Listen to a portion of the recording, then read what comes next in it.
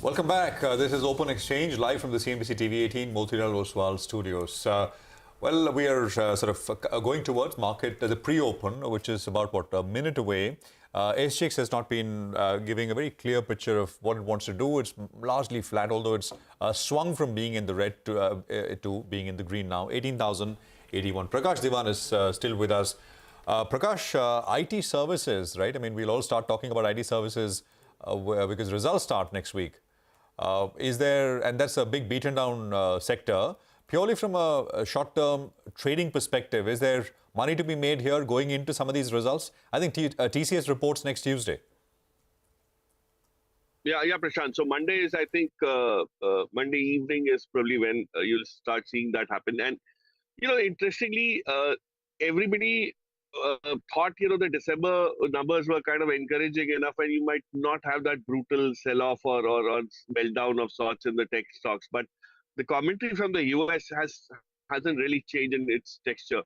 And even the new contract wins that you would probably anticipate to keep levels up are still missing. And remember, stocks are still at about 25-30% PE multiple premiums than what they used to be pre-COVID. So it's not that we are looking at them available cheap.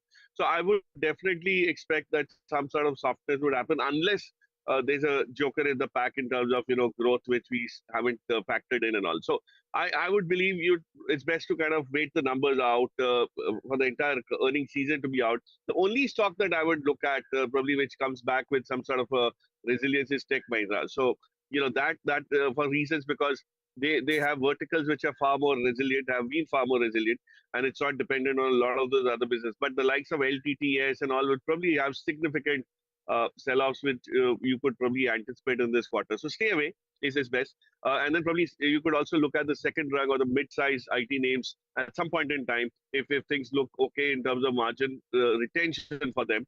But then, it's still very, very gray in terms of an area which we will have to wait for the earnings season to come out. So I'm not betting on a pre-earning kind of a entry into any of the tech names at this point in time. Okay, got that.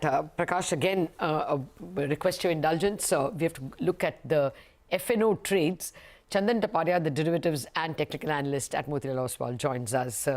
Good morning, Chandan. How would you trade the indexes today? Good morning, Atha. Thanks for having me. So market got stuck in a range